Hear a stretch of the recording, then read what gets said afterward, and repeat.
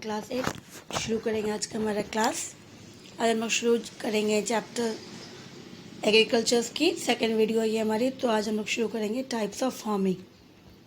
हमने last video में farming कैसे कहते हैं, आउटपुट्स इनपुट्स क्या क्या देना पड़ता है, मॉडर्न मशीन्स क्या क्या है वो यूज़ करते हैं, वो हमने डिस्कस किया था। तो आज हम लोग शुरू करेंगे टाइप्स ऑफ फार्मिंग कि फार्मिंग जो है उसके कितने टाइप्स होते हैं।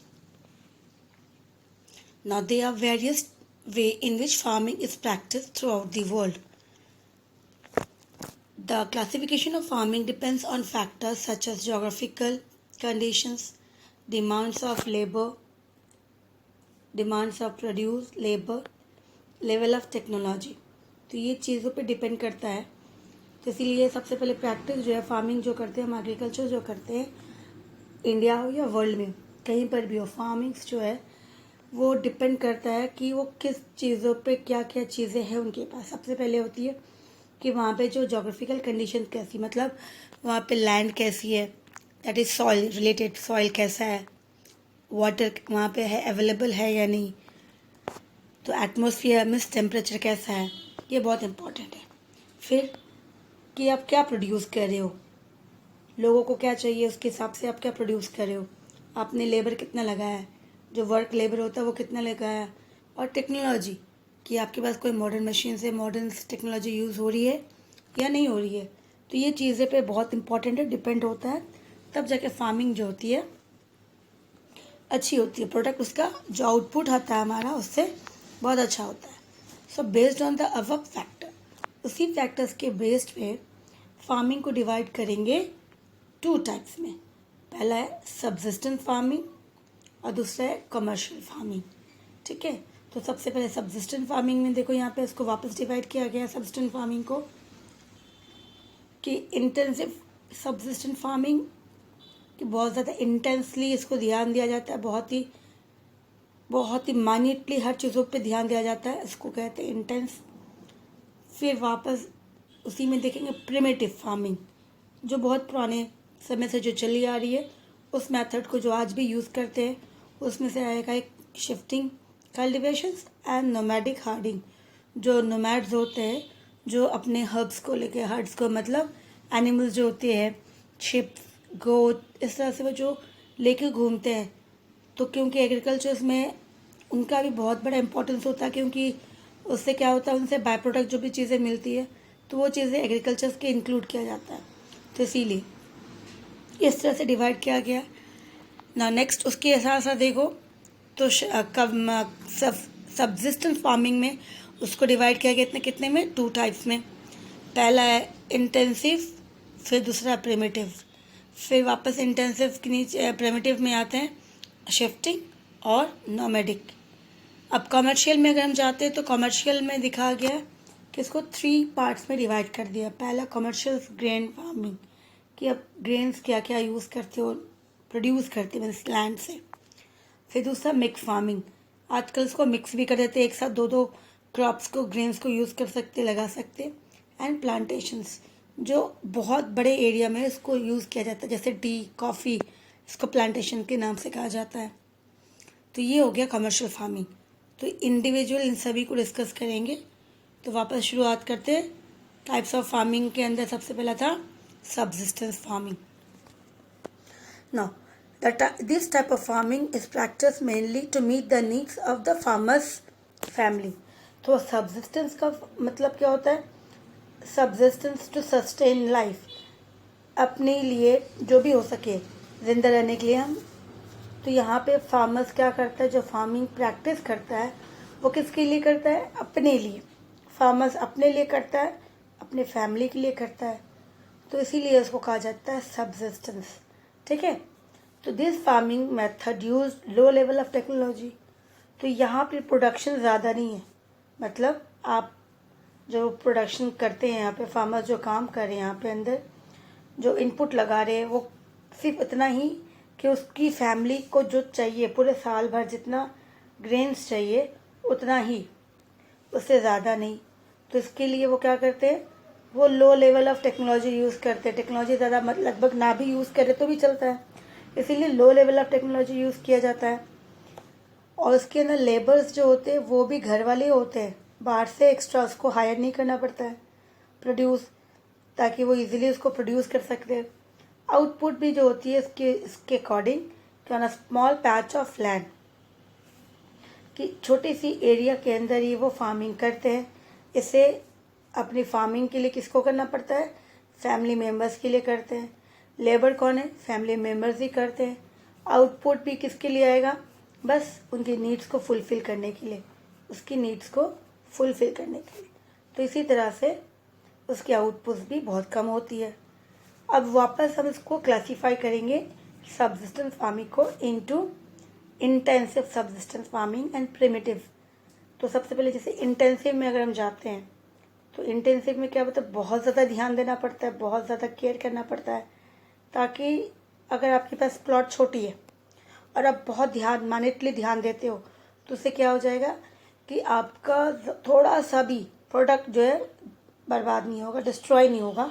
आपको उससे आपने जितना मेहनत किया उसको आपका उतना ही आपको आउटपुट भी मिलेगा। तो इसी तरह से फार्मर्स जो होते हैं इसमें ध्यान से बहुत मानिटली ध्यान देते हैं, काम करते हैं।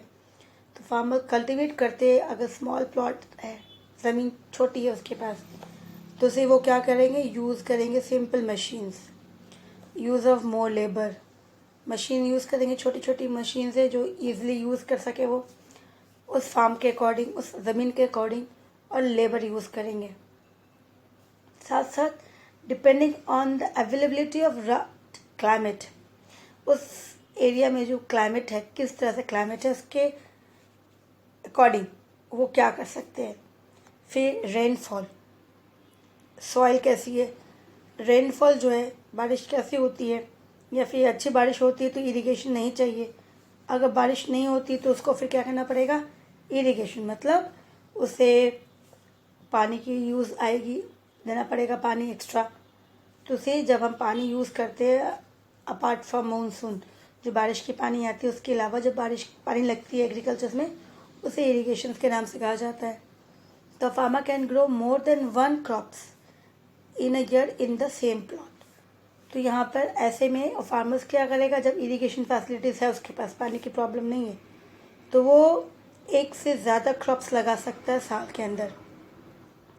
अपने ज़मीन में एक से ज़्यादा क्रॉप्स लगा सकता है। The main crops is rice, और जो मेन क्रॉप्स होता है वो मेनली राइस होता है, डिपेंड अपॉन कि वो कौन सी एरिया है। अगर ईस्ट में जाते हैं, ईस्ट के अंदर तो राइस हो जाता है, वेस्ट में जाते हैं तो क्या हो जाता है? वीट हो जाता है। ठीक है, तो ईस्ट में राइस हो जाएगा तो वेस्ट में वीट हो जाता है। तो इसी तरह डिपेंड करता है कि वो चीज़ें कहाँ पे यूज़ करें। ठीक है, अब तो इसी तरह से राइस यूज़ करते हैं। अदर क्रॉप्स भी है, वीट है, मेज है, पल्सेस एंड ऑयल सीड्स, जिससे ऑयल निकलती है, इस चीज़ों को ग्रो करते हैं। This intensive subsistent farming is common in the area of monsoon regions of south east and east Asia. तो ये जो है इंटेंसिव फार्मिंग कहाँ कहाँ की जाती है? बहुत ही ज़्यादा उस एरिया में जहाँ पे मानसून रीजन्स हो, जैसे south east and east Asia. इस एरिया में मानसून जो है बारिश की पानी अच्छी खासी मिलती है। तो इसी तरह से इस एरिया में वो लोग क्या करते हैं? इंटेंस फार्मिंग सिस्टम यूज़ करते हैं। नेक्स्ट है प्रिमिटिव सबसिस्टेंस फार्मिंग। तो प्रिमिटिव सबसिस्टेंस फार्मिंग में क्या हो जाएगा कि this is also small scale farming है, स्मॉल एरिया में फार्मिंग किया जाता है। पैटर्न ऑफ प्रिमिटिव नेचर, अब ये भी स्मॉल एरिया में, लेकिन इसके जो तरीका है वो बहुत ही पुराना है। प्रिमिटिव जो चला आ रहा है प्रिमिटिव से वो है। It is further classified into 2 types. इसको डिवाइड कर दिया गया 2 भाग में, एक शिफ्टिंग में डाल दिया गया, दूसरा नोमैड्स। तो यहाँ पर देखो शिफ्टिंग कल्टीवेशन का मतलब क्या हो गया कि जो जंगल होती है मेनली माउंटेन्स में, हिल्स एरिया में प्रैक्टिस करते हैं शिफ्टिंग, इसीलिए इसको शिफ्टिंग के नाम से कहा जाता है।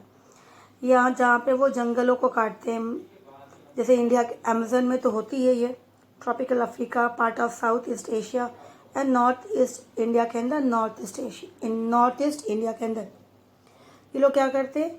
फॉरेस्ट एरिया को कट करते हैं, एक एरिया को चूज़ करते हैं, ठीक है। जिस एरिया में बारिश, उस नॉर्थ ईस्टर्न में तो बारिश बहुत ज़्यादा होती है इंडिया के अंदर, तो पानी की प्रॉब्लम नहीं है, तो वो लोग एरिया को चूज़ करते हैं। फिर उस एरिया में जो ट्रीज़ होती है ना, उसको वो कट कर देंगे।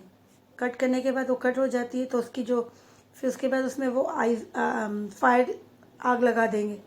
आग लगाने के बाद जो एशेज़ हो राख होती है ना, उस राख को पूरी फील्ड में मिक्स हो जाएगी, मिल जाएगी। और ये कब करते हैं? मानसून से पहले, बिफोर मानसून, बारिश के मौसम से पहले। तो उससे क्या होता है कि अब बारिश की पानी से पूरा वो मिट्टी जो था पूरा का पूरा मिक्स हो गया, वो एशेस जो थी, राख जो थी, मिल गई अंदर अच्छे खासे। अब वो उसमें बीज बोएंगे, वो बीज को सो करेंगे, उसके अंदर स्विंग करेंगे। अब उसके बाद उसके अंदर जो प्रोडक्शन होगी वो धीरे धीरे ग्रो होगी, और क्रॉप्स जो भी लगाया है वो अच्छा खासा ग्रो हो जाती है। लेकिन ये क्या प्रॉब्लम इसके अंदर कि ये एक जगह में मेनली 2 से 3 इयर्स की ज़्यादा काम नहीं करते, फिर वो नेक्स्ट एरिया में चले जाते हैं। फिर नेक्स्ट एरिया को वैसे ही काम करते हैं, जंगल को काटना, आग लगाना, तो इसके लिए इसको शिफ्टिंग, तो इसीलिए वो शिफ्ट करते रहते हैं, क्योंकि जो सॉइल के अंदर जो ह्यूमस होती है वो डिस्ट्रॉय हो जाती है, ख़राब हो जाती है, ख़त्म हो जाती है। तो इसके लिए फिर वो नया एरिया चले जाते हैं, क्योंकि प्रोडक्शन धीरे धीरे कम हो जाती है बर्निंग जलाने से। ठीक है। तो इसी तरह से अब उसमें वो लोग कौन कौन सी चीज़ें ग्रो करते हैं वो इम्पॉर्टेंट है कि वो क्या ग्रो करते हैं।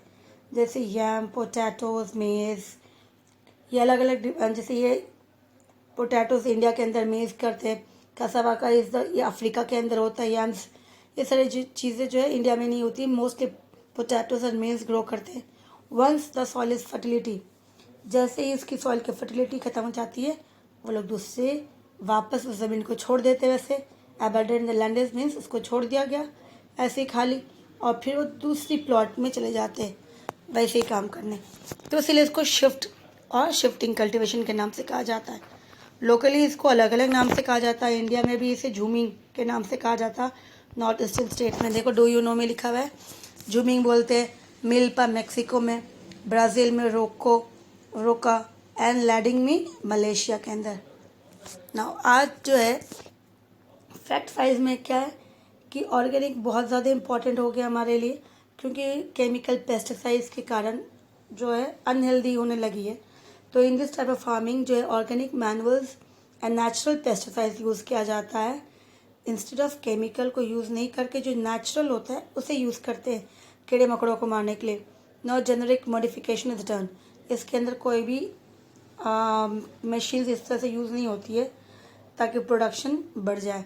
तो इस मेथड में कहा जाता है ऑर्गेनिक फार्मिंग। ये मेनली जो है आज वापस इंडिया में बहुत ज़्यादा लोगों ने स्टार्ट किया है, क्योंकि इससे फ़ायदा है, क्योंकि हमने जो केमिकल पेस्टिसाइड्स इतना ज़्यादा यूज़ किया है, हमारी सॉइल को भी हमने ख़राब कर दिया, साथ साथ अपने हेल्थ को भी। तो इसके लिए now again peoples are moving toward organic farming में मूव हो रहे हैं। अब उसी में सब्सिस्टेंट फार्मिंग के दूसरा पार्ट था नोमैडिक हर्डिंग्स। तो नोमैडिक हर्डिंग्स में क्या होता है, फार्मिंग जो होता है मेथड इन्वॉल्व्स हर्डमैन्स। जो नोमैड्स होते हैं, जानवरों को लेके चरवाहा जिसे बोला जाता है हिंदी में, हर्डमैन्स जो होते हैं वो मूव करते हैं एक जगह से दूसरी जगह प्लेस अपने एनिमल्स के साथ ही। जैसे सर्दियों में जब उनके एरिया में माउंटेन्स में खाना जो है मोस्टली वो स्नो से कवर्ड हो जाती, नहीं मिलती है, तो वो नीचे आते हैं, तब हिल्स एरिया को छोड़ के थोड़ा नीचे आते हैं अपने एनिमल्स के साथ में, search of food and water. ठीक है। और ये इनका ये रूटीन होता है, दिस टाइप ऑफ मूवमेंट। तो फिर जैसे अब वो जैसे प्लेन में आ गए, माउंटेन से प्लेन में आ गए, प्लेन में तब क्या होता है सर्दियों में, यहाँ पे इतनी सर्दियाँ नहीं होती, माउंटेन में बहुत ज़्यादा सर्दियाँ होती है, तो इसीलिए उसकी एनिमल्स ईजिली नीचे ग्रो वो लोग रह सकते हैं। और उसी समय एग्रीकल्चर जो होती है कट की जाती है, फिर जो लेफ्ट ओवर पोर्शन होता है उसके एनिमल्स उसको खा लेते हैं, पानी मिल जाता है। फिर जैसे ही प्लेन के अंदर गर्मी शुरू होती है, मार्च अप्रैल जैसे आता है, मार्च अप्रैल में वापस ये लोग मूव करते हैं, अपने माउंटेन्स में चले जाते हैं, हिल्स में चले जाते हैं। तो इसी तरह से जो मूवमेंट है हर्डिंग्स का, ठीक है, this type of movement is due to climatical condition and terrains. तो क्लाइमेटिकल चेंजेस आया था सर्दियों के कारण, टेरेंसेस मतलब पहले माउंटेन से प्लेन, फिर वापस प्लेन से माउंटेन्स चले गए। तो animals that are commonly reared as, तो लोग कौन से एनिमल्स अपने पास रखते हैं जो उनके लिए उनको फ़ायदा हो, उससे वो बहुत कुछ एज अ मार्केट में बेच सके उनसे। तो इस तरह से देखा जाए याक रखते हैं, शिप, कैमल एंड गोट, ठीक है। जिससे वो क्या मिलेगा उससे, इसके साथ साथ शिप से जैसे मिल्क, एक तो हो गया मिल्क, सबसे पहले मिल्क आ जाएगा, मीट आ जाएगा, वुल सर्दियों में, क्योंकि जो शिप होती है अलग अलग शिप होती है, पश्मीना शिप होती है, उनकी वुल्स जो होती है उसकी हेयर बहुत एक्सपेंसिव होती है। तो इस तरह से उसके जो कपड़े रहते हैं, फिर शॉल बनती है, स्वेटर बनती है, हाइट्स, ये अलग अलग चीज़ें हैं जो उसको बेच के उसकी फैमिली जो है उसको अलग अच्छा खासा इनकम मिल जाता है, ठीक है। तो this type of farming is mainly practice in semi arid and arid regions. तो ये कहाँ प्रैक्टिस कर, सेमी एरिड रीजन्स, इंडिया के अंदर भी, और north Africa, central Asia, Rajasthan, Jammu and Kashmir, Ladakh, ये प्रैक्टिस किया जाता है इस सारे स्टेट्स के अंदर, ठीक है, इंडिया के अंदर। तो इसी तरह से ये प्रैक्टिस इंडिया के अंदर कहाँ कहाँ करेंगे, राजस्थान के अंदर, जम्मू कश्मीर एंड लद्दाख, ठीक है। तो यहाँ पे देखो पिक्चर्स दिख रहे होंगे आपके बुक्स में भी, किस तरह से वो नोमैड्स जो है एनिमल्स को लेके किस तरह से अपने साथ आगे बढ़ते हैं। तो ये पिक्चर्स उन्हीं की है। अब हम मूव करेंगे कॉमर्शियल्स एग्रीकल्चर। कॉमर्शियल्स का मतलब होता है जहाँ पे जो कमर्शियली यूज़ किया जाता है उसको मेनली, उससे हमें कोई प्रॉफिट हो।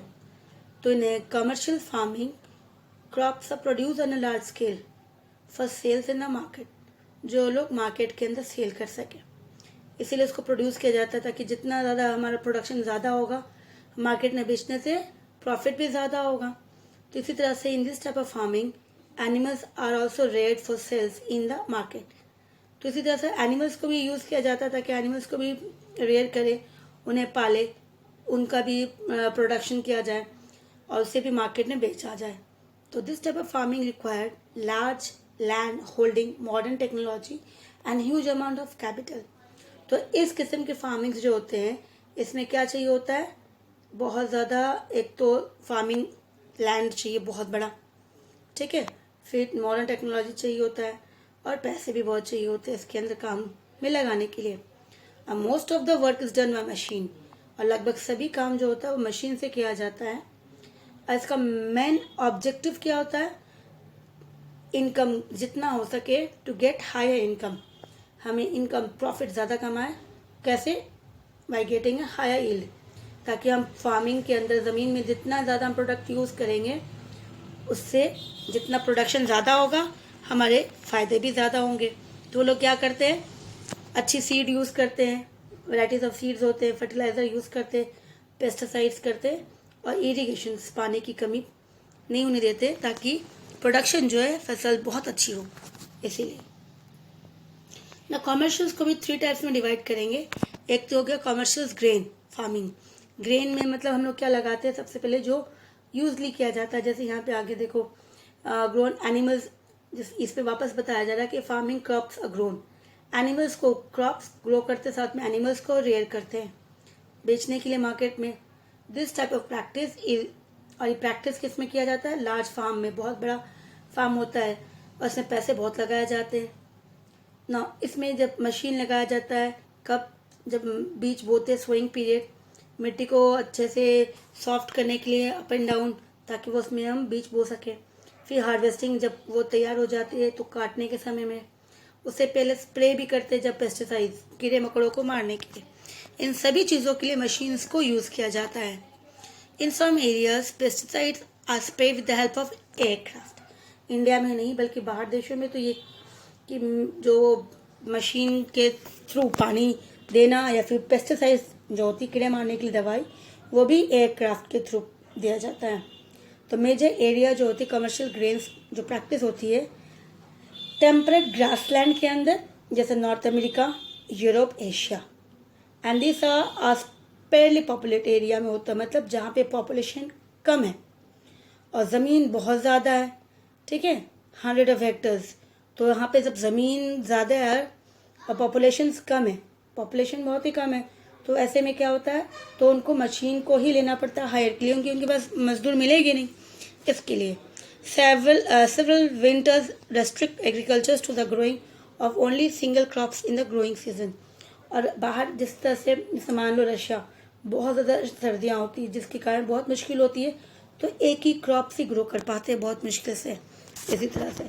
ठीक है, मिक्स फार्मिंग में जाएंगे तो मिक्स फार्मिंग में क्या बोला गया कि मिक्स फार्मिंग में होता है जहाँ पे हम एक साथ एक तो ग्रोइंग फूड भी लगाते हैं खुद के लिए, और फॉडर, एनिमल्स के फूड को फॉडर बोला जाता है, वो भी लगाया जाता है ताकि लाइफ स्टॉक को भी खाना मिले जो एनिमल्स को हमने रखा है, रेयर करते हैं। तो इसी तरह से due to large time gaps, क्योंकि बीच में बहुत सारे टाइमिंग होते हैं जब बिटवीन सोइंग एंड हार्वेस्टिंग, जब बीज बोते हैं और फिर हार्वेस्ट करते हैं, एक अच्छा खासा गैप होता है बहुत ज़्यादा।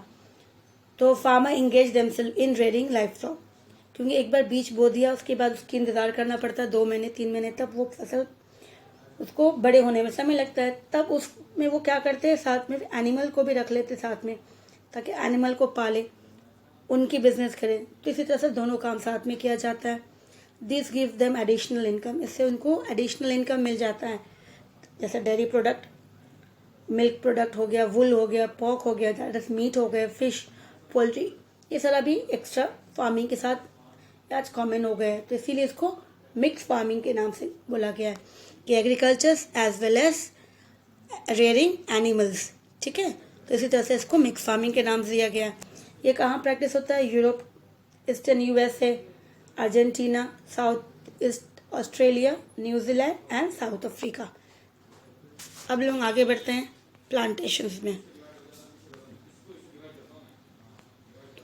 प्लांटेशंस के अंदर आगे, तो प्लांटेशन जैसे मैंने बताया कि बहुत बड़े एरिया में होती है। जैसे एक डिस्ट्रिक्ट मान लो, तो पूरे डिस्ट्रिक्ट में एक ही चीज़ आपको दिखेगी, जैसे टी लगाया तो कॉफ़ी लगाया, शुगर केन लगाया, कैश्यू लगा दी, बादाम, फिर रबर, बनाना, ये चीज़ें डिपेंड करती है, हर स्टेट में अलग अलग होता है। जैसे बनाना आ गए, अगर हम आ गए तो साउथ में देखोगे वहाँ पे बहुत ज़्यादा है।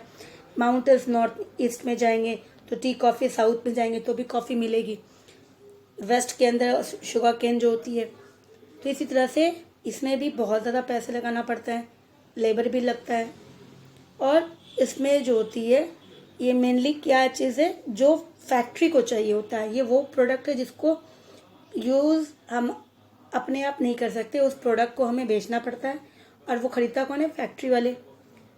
तो इसी तरह से नियर बाय फैक्ट्रीज मोस्टली होती है इन सभी के पास, ताकि वो जो चीज़ें बनाया प्रोडक्ट किया है वो ईजिली वो फैक्ट्रीज में चले जाए।